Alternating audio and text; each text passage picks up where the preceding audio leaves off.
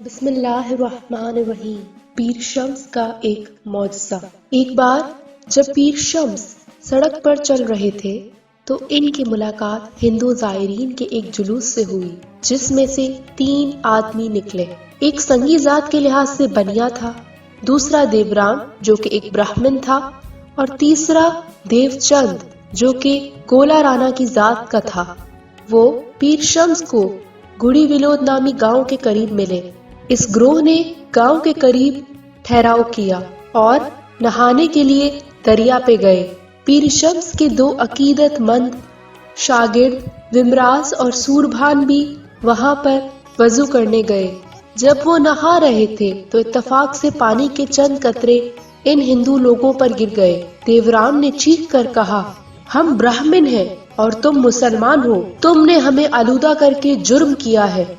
اس کے بعد وہ اس گاؤں کی طرف گیا جہاں پر صرف ہندو آباد تھے، وہاں کوئی مسلمان نہیں رہتا تھا۔ اس کی آواز سن کر لوگ باہر نکلے اور جھگڑنے کے لیے آ گئے۔ کہا، اے مسلمانوں، ہم تمہیں ماریں گے، تم نے اس پر پانی کیوں چھڑکایا ہے؟ پورا گاؤں ان کے گرد جمع ہو گیا۔ پھر ایک آدمی ہجوم کی طرف سے بولنے کے لیے باہر نکلا اور ان شاگردوں سے پوچھا، تمہارا لیڈر کون ہے؟ انہوں نے جواب دیا، ہمارے ساتھ ہمارے پیر ہیں، ہم نے تو صرف غسل کیا ہے۔ پانی کے چند قطرے اتفاق سے برہمن پر گر گئے۔ پھر یہ سب مل کر پیر کے پاس گئے اور ان سے پوچھا کہ ان کے پیروکار جنہوں نے برہمن پر پانی چھڑکایا ہے وہ کس ذات سے تعلق رکھتا ہے؟ پیر شمس نے جواب دیا، یہ لوگ میرے بندے ہیں، تمہیں اتنا غصہ کیوں آ رہا ہے کہ نہاتے ہوئے پانی کے چند قطرے ہی تو گرے ہیں؟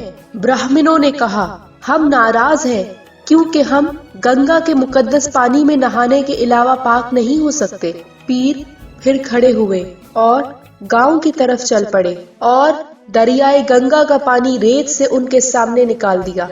سب نے اس میں غسل کیا، باہر نکلے، پیر کی شاگردی اختیار کی اور جہاں وہ بیٹھے تھے ان کے ارد گرد بیٹھ گئے۔ انہوں نے پیر سے گزارش کی کہ وہ ان کے روحانی رہنما بننے کی رضامندی دیں۔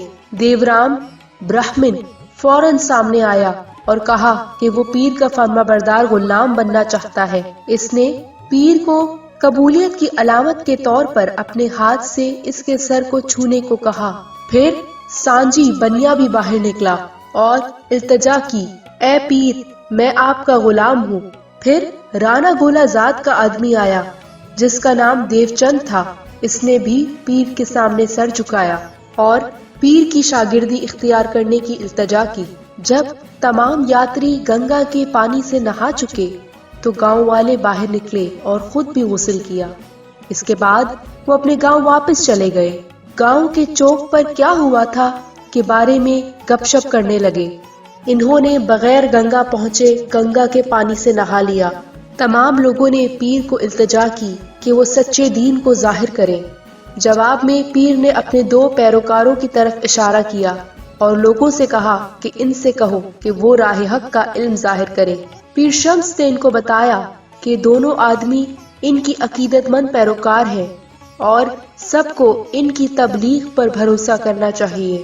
وہ سب ومراز اور سوربھان کے گرد جمع ہو گئے اور ان سے نجات کا راستہ بتانے کو کہا۔ اس کے بعد ومراز اور سوربھان نے گنان پڑھنا شروع کیا۔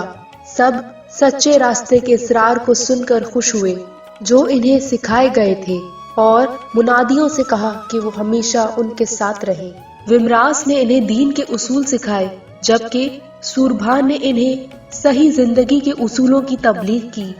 پھر پیر شمس نے ان سے بیعت لی۔